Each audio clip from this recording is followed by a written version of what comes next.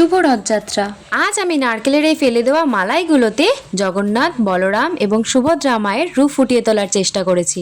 সাধারণত নারকেল খেয়ে আমরা এই মালাইগুলো ফেলেই দিই, কিন্তু এইগুলোর মধ্যে যে এত সুন্দর দেবদেবীর মূর্তি ফুটিয়ে তোলা যায় সেটা তো জানতামই না।